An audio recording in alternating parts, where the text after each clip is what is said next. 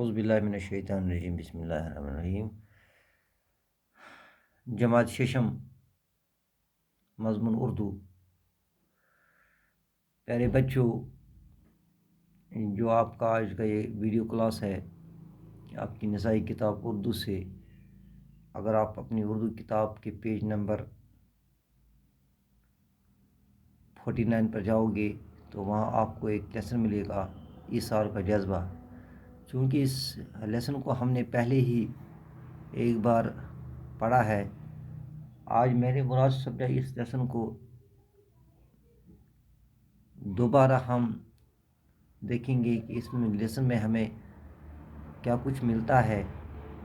اس video class کے ذریعے میں آپ کو اس لیسن کی ابتدائی جو حصے ہیں ان کو پڑھانے کی کوشش کروں گا، تاکہ آپ کو اردو اچھے ڈھنگ سے پڑھنا آنا چاہیے۔ یعنی جب ہم اردو پڑھتے ہیں تو ہمیں اردو پڑھنے میں کس کس چیز کا دھیان رکھنا پڑتا ہے، ہم حروف کو کیسے پڑھتے ہیں، الفاظ کو کیسے پڑھتے ہیں، اور ہمیں اس ایثار کا جذبہ جو ہے اس سبق سے ہمیں کیا نصیحت ملتی ہے۔ آئیے دیکھتے ہیں اس ویڈیو کلاس کے ذریعے۔ مجھے امید ہے کہ آپ اپنے گھر میں بیٹھ کر تمام SOPs کو فالو کرتے ہوئے میری اس اردو کلاس کو اچھے سے دیکھتے ہوں گے، اور اس کو دیکھ کر آپ اپنے گھر میں اپنی نسائی کتاب پر دھیان دے کر اردو پڑھنے اور اردو لکھنے کا جو سلیقہ ہے اپنے اندر پیدا کریں۔ آئیے اس لیسن میں دیکھتے ہیں، شروع کرتے ہیں۔ عدنان ایک تاجر تھا جس کا شمار شہر کے رئیس میں ہوتا تھا۔ قدرت نے اس سے سب کچھ دیا تھا، اگر نہیں کچھ دیا تھا تو وہ تھی اولاد کی نعمت۔ ایک زمانے کی بات ہے کہ ایک شہر میں ایک تاجر رہتا تھا، اس کا نام تھا عدنان۔ عدنان اپنے شہر میں رئیس جو ہوتے ہیں، امیر لوگ جو ہوتے ہیں، امیروں میں اس کا تذکرہ ہوا کرتا تھا۔ اللہ نے اسے سب کچھ دیا تھا، لیکن ایک چیز سے اللہ نے اسے محروم رکھا تھا، وہ تھی اولاد کی عظیم نعمت۔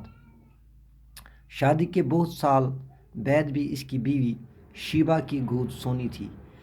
یعنی شادی کرتے ہوئے بہت سال ہوئے، لیکن اس کی بیوی جو تھی جس کا نام تھا شیبہ، اس کی گود سونی تھی، یعنی اس کی گود میں اولاد نہیں تھا۔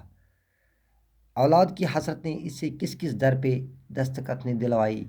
آپ کو ایک معلوم ہی ہوگا، جب ہم دیکھتے ہیں اپنی سوسائٹی میں بھی، اپنی ہمسائیگی میں بھی، جب کسی کے پاس کوئی اولاد نہیں ہوتا ہے، جب اللہ کسی کو اولاد سے محروم رکھتا ہے، تو وہ ہر ڈاکٹر کے پاس، فقیر کے پاس، اللہ دوست کے پاس جاتا ہے اور منت کرتا ہے کہ اللہ مجھے اولاد کی بڑی نعمت سے نوازے۔ یہی حال ہوا عدنان کے ساتھ۔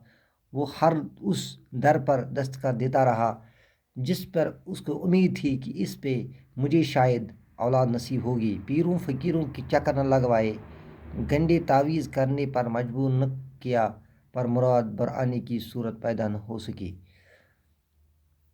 ہر کوئی کوشش اس نے کی، لیکن مراد ابھی پوری نہیں ہو رہی تھی۔ اللہ کی مرضی ابھی نہیں تھی کہ اس کو اولاد نصیب کرے۔ کچھ وقت یوں ہی گزرنے پر دوستوں یاروں کو بھی تشویش ہوئی۔ کسی نے دوسری شادی کی صلاح دی تو کسی نے بچہ گود لینے کا مشورہ دیا۔ کچھ دوستوں نے عدنان کو دوسری شادی کرنے کا مشورہ دیا۔ کچھ دوستوں نے مشورہ دیا کہ آپ کسی بچے کو گود لیں تاکہ وہ آپ کا سہارا بنے۔ کچھ نے تھوڑا اور انتظار کرنے اور علاج کرنے پر زور دیا۔ کچھ لوگوں نے علاج کرنے اور انتظار کرنے کی صلاح مشورہ دی۔ عدنان تو شاید ایسا ہی کرتا، مگر شیبہ انتظار کے حق میں نہ تھی۔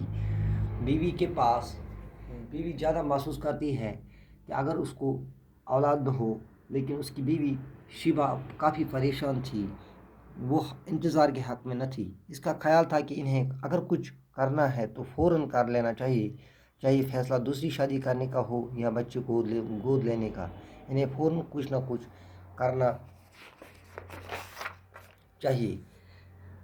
عدنان کو چونکہ دوسری شادی گوارا نہ تھی، اس لیے فیصلہ یہ ہوا کہ کسی بچے کو فوراً گود لیا جائے۔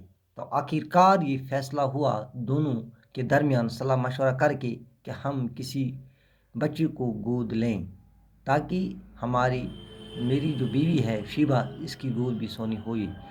آج کی ویڈیو کلاس میں نے اس لیسن کا، عیسیٰ کی جلدی کا آپ کو انٹروڈکٹری لیسن میں نے تھوڑی سی انٹروڈکشن دی۔